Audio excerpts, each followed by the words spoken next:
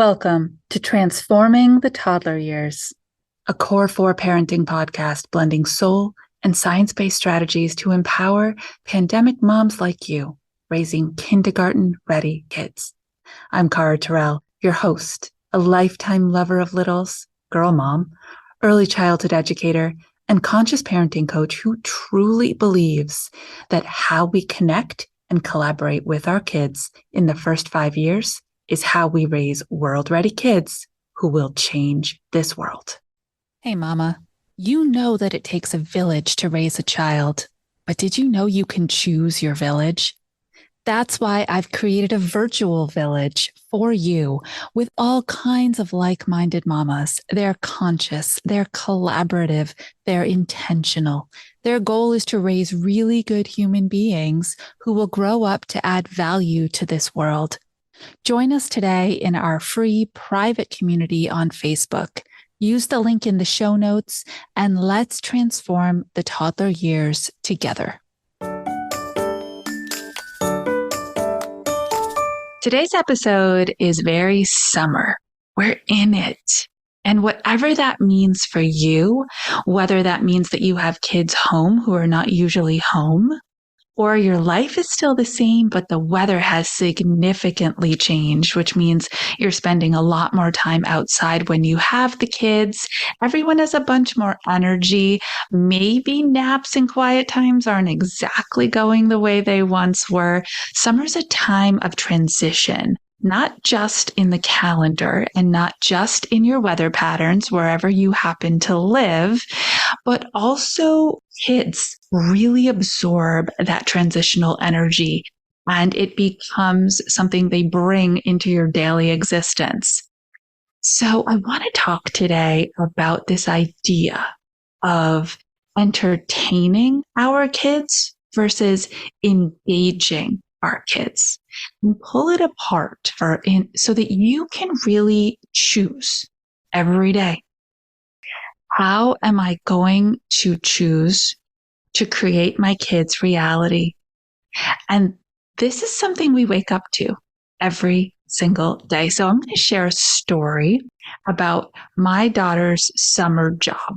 And I think you're going to really lean into this one. If you're anything like me and her, planning is something we do a lot of. Future thinking, what comes next, organizing, and often it's just for sanity's sake. But sometimes it can be a little debilitating. So my kiddo, as you know, if you're a listener, is 18, just graduated from high school. She's working 2 jobs this summer, and one of them is as a nanny. She's got these great kids. They are 4 and 5 and full of energy.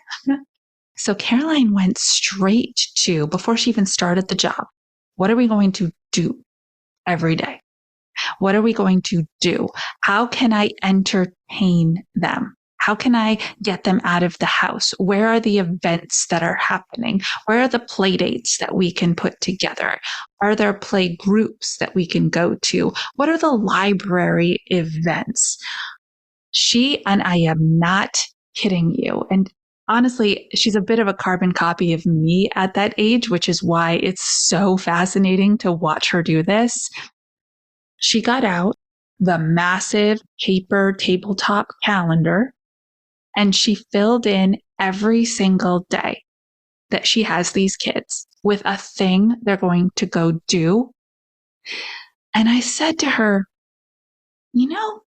sometimes you can just be.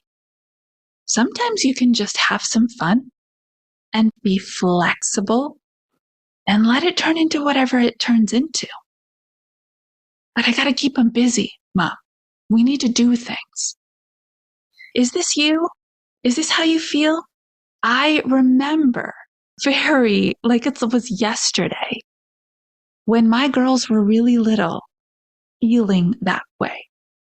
That just allowing a space to be what it is and allowing my kids to own that space, whether it was loud and messy, calm and quiet, engaged and creative, was more terrifying to me than let's get in the car, let's go somewhere, let's do something. I remember that feeling. And I watch my child now managing that feeling, that expansive, not sure what's going to happen next. So let's just plan something to happen next so that we don't have to deal with that. And if that's how you're feeling, then I'm here to say, I get it. I've lived it. I'm watching it in action again. And it's really, really natural. But kids don't need or want to be entertained all the time. They want to be engaged. And there's two ways of engaging with your kids. One is with you, with your physical presence, with your mental and cognitive presence, through interaction, through conversation inside your everyday space. The other is with you there, but supporting them to do their own engagement, their own creative play, their own special quiet time, to show them that they are safe enough inside their own space and their own body to explore their world and their creative thinking and their play areas and their books and their siblings and their friends without needing you to support it every step of the way. That's a lot. I'm throwing a lot at you in the middle of what's probably already a very hectic summer, right? And getting out and having fun is a wonderful thing to do.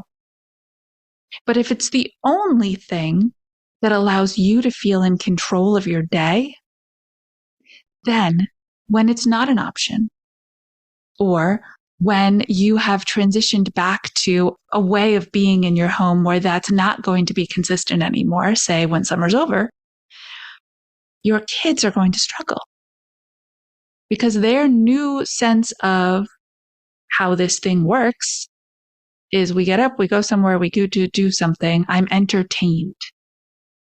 Or I get up and I get to watch that TV show, I'm entertained. Right? My parents are choosing what I do, and therefore I don't have to choose. I just receive the entertaining.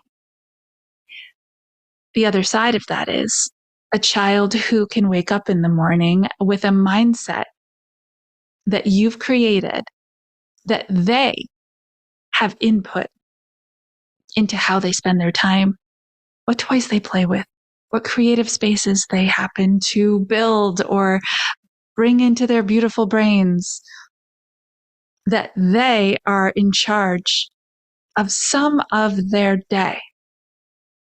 And these are the kids we're raising. These are the kids we want to raise. The ones who can choose an activity, who say, I'm bored. And then 10 minutes later, you find them building the tallest tower they've ever built in their life because they had to click into that mode. Kids who can make a plan. Kids who can explore nature. Kids who can be okay around you without always needing you. Doesn't that sound like something that would feel good inside your home, whether you had an adventure or some type of entertainment planned for the day or not? You are doing an amazing job being conscious and aware of the environment that you set up for your kids. If you need some help reprogramming this entertainment versus engagement mode, then please reach out. This is what I work with my clients on, and this is what I can do for you. Until our next episode, stay mindful and proactive as you transform the toddler years.